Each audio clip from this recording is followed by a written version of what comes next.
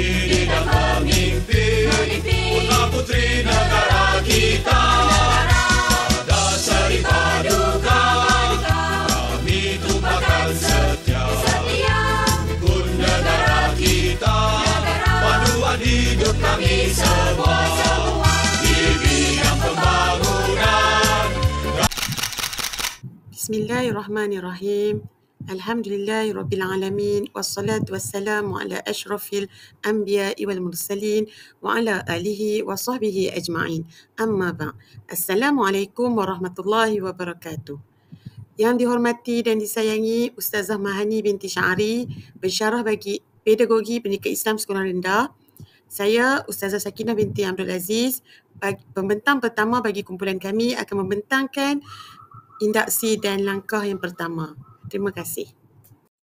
Bismillahirrahmanirrahim. Assalamualaikum warahmatullahi wabarakatuh. Alhamdulillahirabbil alamin wassalatu wassalamu ala asyrafil anbiya'i wal mursalin wa ala alihi washabihi ajma'in. Qala rabbi shrah li sadri wa yassir li amri wahlul 'uqdatam min lisani yafqahu qawli. Yang dihormati lagi segani pensyarah kita Ustazah Mahani binti Syari. Saya Arifah binti Arifin merupakan pembentang kedua yang akan membentangkan langkah kedua.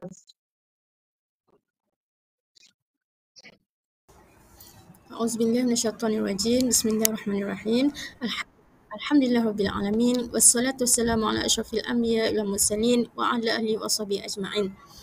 Allahumma salli ala sayyidina Fatih lima ughliq wal khatim lima sabaq wan nasir al haqq bil haqq wal hadi ila siratal mustaqim wa ala alihi haqqa qadri wa miqdaril azim. Amma ba'd. Assalamualaikum warahmatullahi taala wabarakatuh. Saya Ustazah Rafidah binti Wahab Ilyas Abdul Wahab, merupakan pembentang yang ketiga.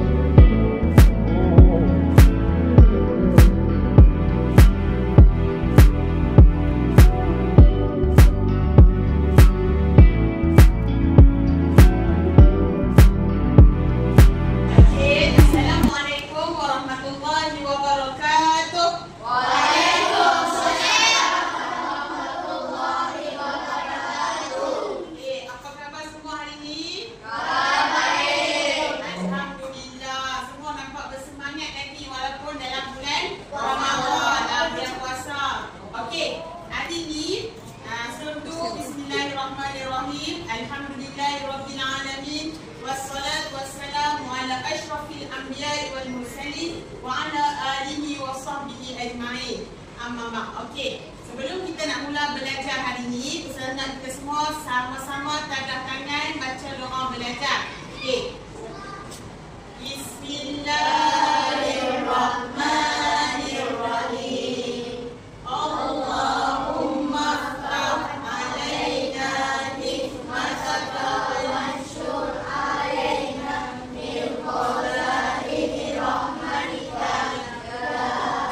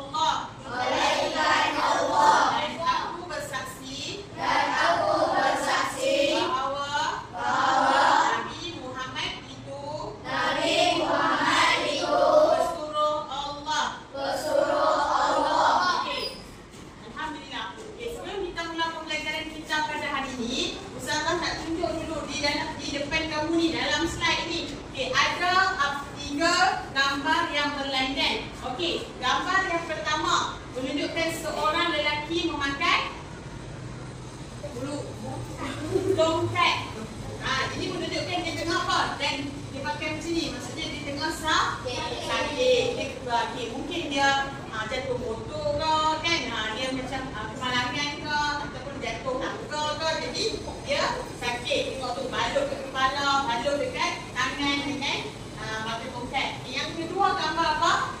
Orang solat. Dia tengah duduk antara dua sujud dekat mana? Dia berdoa dekat mana ni? Sorry, dekat mana? Atas sejadah tapi dekat salji. Dia pakai baju jaket, maksudnya tengah dalam keadaan sejuk. Dan yang ketiga adalah baik air yang air tak keluar, air ada sedikit saja. Okey, jadi dekat sini menunjukkan jadi menunjukkan dekat sini menunjukkan apa ni?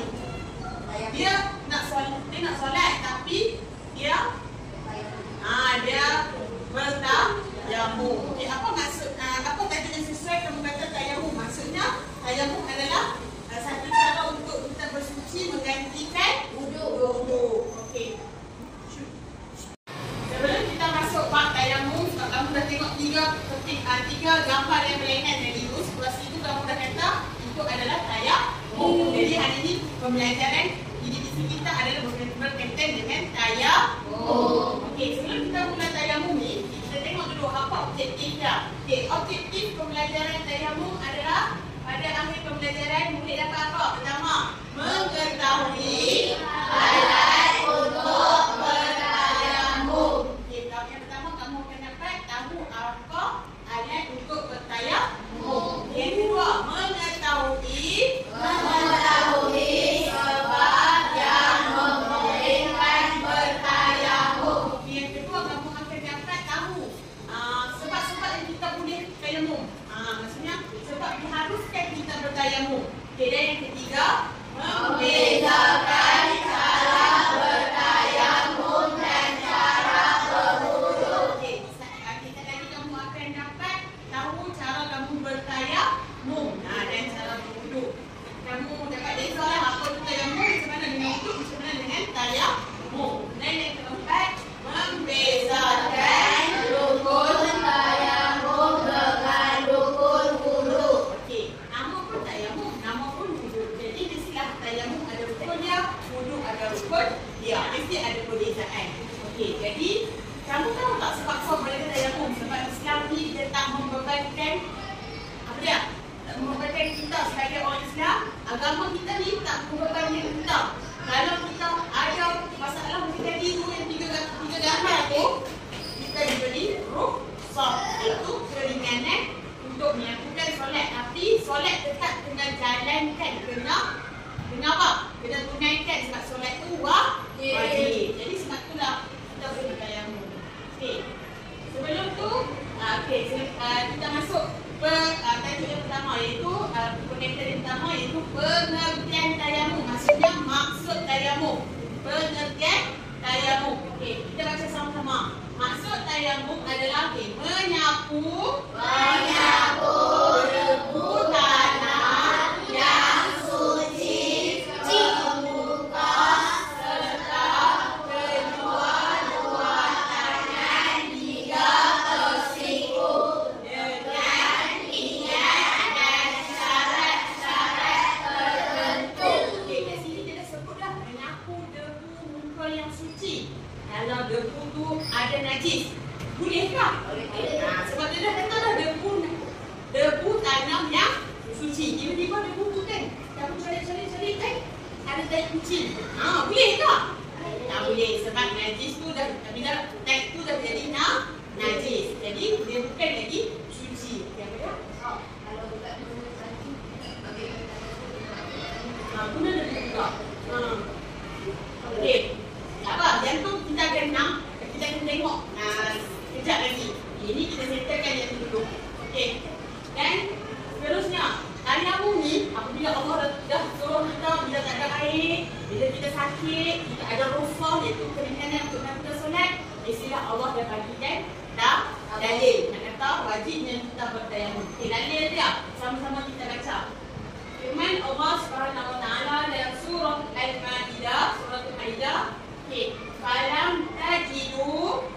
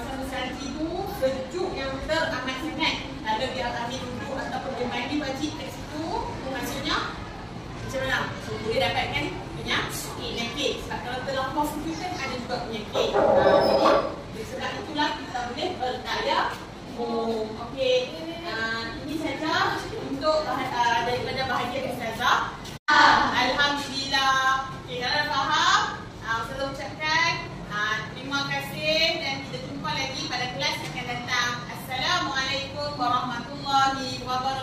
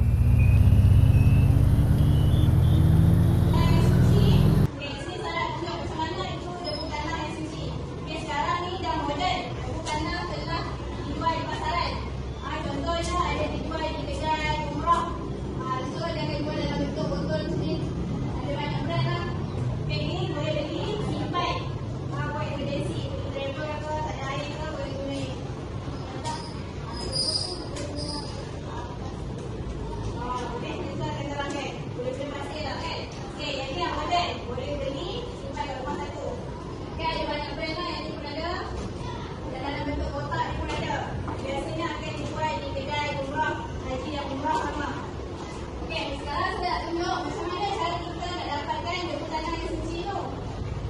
Selain beli ini, kita boleh dapatkan secara sebenarnya je. Okey, contoh. Okey. Sebelum saudara pergi, macam mana nak dapatkan debu tanah yang suci tu, saudara tengok kan. Sebenarnya dekat sini dia kita pun senang je dapat debu tanah. Contoh lah. Okey, kalau hampa pergi pantai pun ataupun dekat padang pasir, ini pun boleh jadikan debu tanah yang suci. Tetap saja. Dan pastikan hampa tetap punya ada tahi unta tu pergi tetapkan dengan layar. Pastikan dia bersih ya. Ataupun mana-mana pasir. Ada tetap. Okey, dia tetap kita akan buat apa? Habiskan kan? So takkan sakit dah untuk nak debu je. Pasir dah kan jatuh. Kita buat betul. Dia bersih. Tapi dekat pantai kan layak tak? Kami cari tempat yang kering untuk dapatkan debu tanah. Bila bercampur dengan air, kita debu dah. Jadi tanah liat lah kan? Tanah campur air dia dekat lah.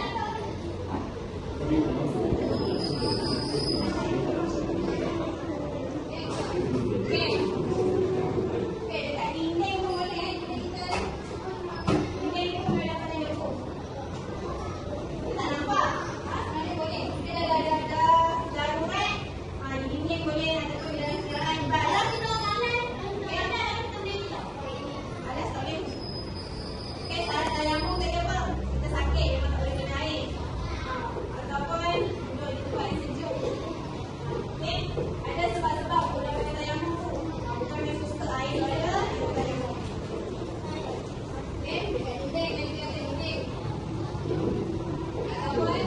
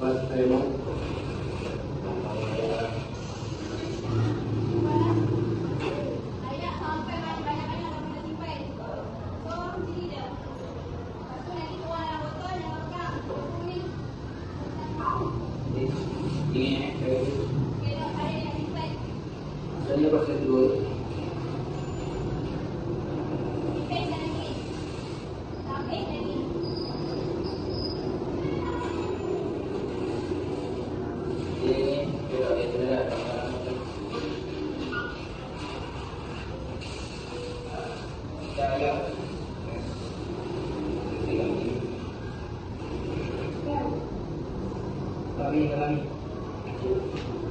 dua kan.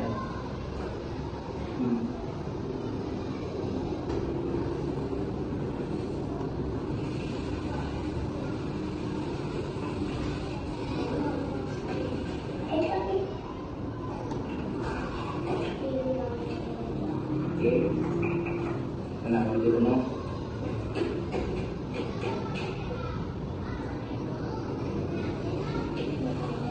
Oh, sampai ke bawah. Ada lebih.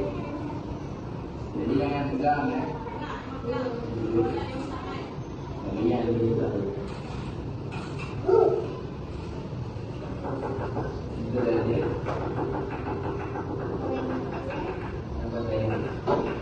Ini kalau ni kat bawah ni. Kalau ada.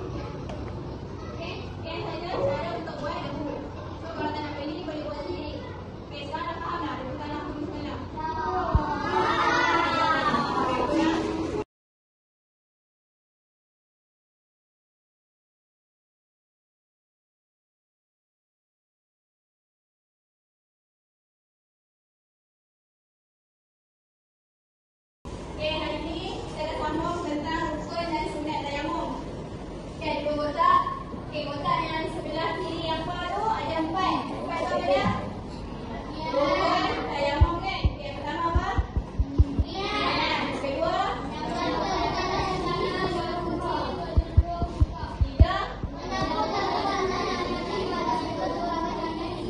Yang keempat? Jadi 4 perkara ini adalah rukun. Kena buat. Kalau tak buat, tak legak. Maka tak sahlah tayamum kita. Yang di sebelah kanan ni, kotak di sebelah kanan ni ada berapa perkara? 7 perkara ni adalah sunat tayamum. Ini pahala ekstra lah. Siapa buat perkara sunat ni dapat ekstra pahala. Pertama membaca basmalah. Basmalah tu apa? Bismillahirrahmanirrahim. Kedua, ambil tanah tu sapu daripada atas hingga ke bawah. Dapat pahala. Yang ketiga, menipeskan debu pada tapak tangan. Kita dah tekak debu tanah, nipeskan tu dapat pahala. Keempat, merenggangkan jari ketika menyapu debu. Merenggangkan jari macam mana? Angkat semua jari, kiri kanan ni angkat. Renggangkan tu macam ni. Ni namanya bukan rapat macam ni. Merenggangkan tu macam ni. Bila kita tekak pada bulu, make sure merenggangkan macam tu dapat pahala. Yang kelima, mendahulukan anggota kanan daripada kiri. Yang keenam, menghadap boleh-bolehnya waktu kita nak ambil tayamum tu menghadap kiblat. Cari kiblat dulu baru susun ke mana nak ambil tayamum tu. Ketujuh, baca doa wudu setelah selesai tayamum. Tiga perkara ni adalah perkara sunat. Perkara sunat tayamum. Yang empat ni perkara rukun. Empat je perkara rukun. Senang dia ingat. Niat, buka, tangan dan tertib. Tertib tu apa? Ikut urutan. Sebab dia nak masuk tertib. Seterusnya kita akan tengok simulasi macam mana bertayamum. Saya buka video. Tengok video bertayamum.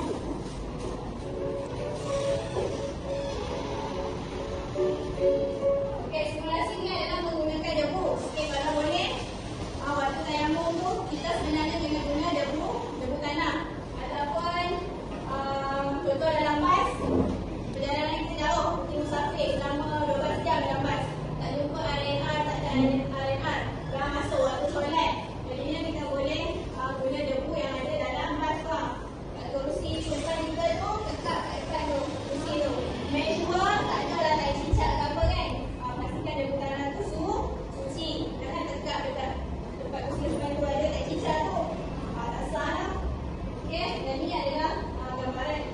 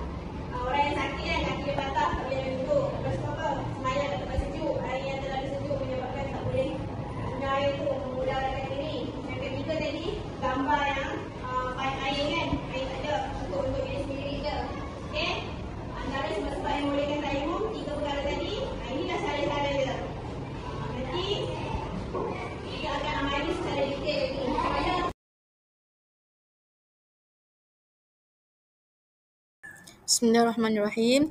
Baiklah, saya akan sambung sesi PDP bahagian langkah ketiga.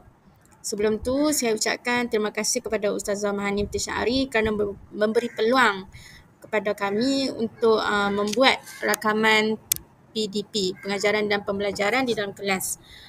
Kami memilih bidang ibadah, tajuk tayamum, kelas tahun 5. Saya telah menyediakan dua bentuk soalan. Yang pertama, soalan jenis penulisan tetapi melalui kuisis. Kedua ialah lembaran kerja. Kuisis saya adakan di dalam kelas, manakala lembaran kerja saya sediakan sebagai kerja rumah. Dan saya akan tanda dan melihat tahap pelajar, kemudian memberi respon kepada para pelajar pada sesi kelas akan datang.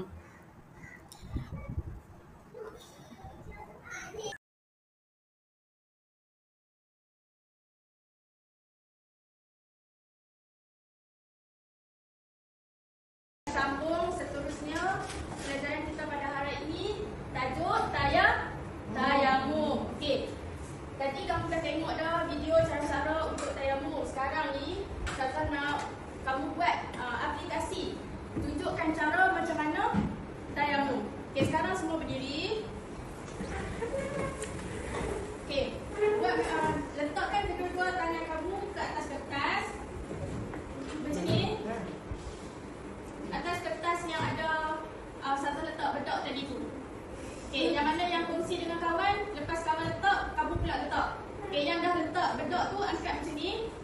Yang kawan tak letak lagi. Okey, kan Ustazah suruh kongsi tadi. Okey. Lepas tu, okey, yang pertama cara tayamum tadi apa? Niat. Dalam hati sambil kamu nak sapu muka nanti, niat dalam hati, saja aku bertayamum kerana Allah Ta'ala. Okey, sambil sapu ke muka. Sapu ke muka. Okey. Lepas tu, yang kedua kena buat apa? Sapu tangan dengan siku. Okey, tengok saya buat.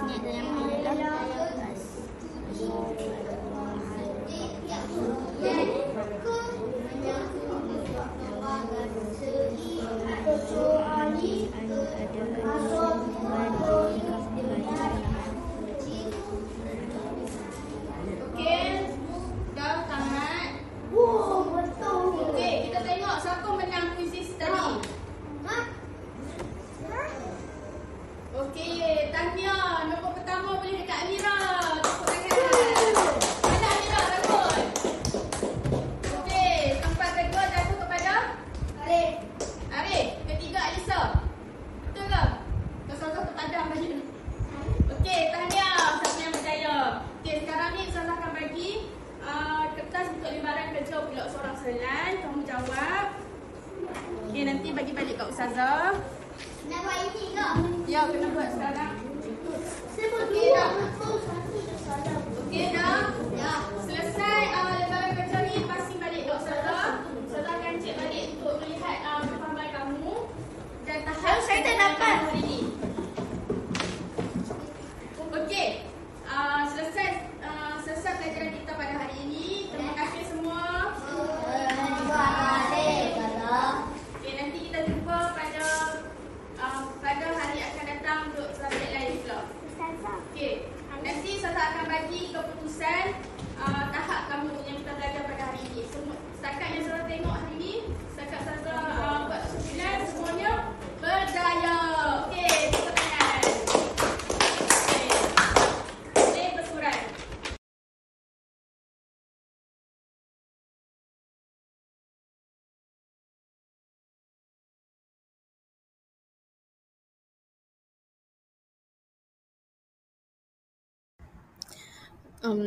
Setelah selesai pembentangan rakaman PDP saya pada hari ini, saya dapati selepas menanda lembaran kerja para pelajar, seramai 10 orang pelajar berjaya memahami, dapat mengaplikasikan semua ilmu dan membimbing kawan-kawan yang mana saya telah meminta mereka untuk demonstrasi tayamum menggunakan bedak tadi secara berpasangan, dan ada yang berkumpulan, yang mana yang pelajar yang murid turus sebagai ketua kumpulan menunjukkan cara kepada para pelajar yang lain. Kemudian hasil daripada lembaran kerja tadi, yang mana saya katakan tadi 10 orang berjaya mencapai tahap kefahaman yang tinggi.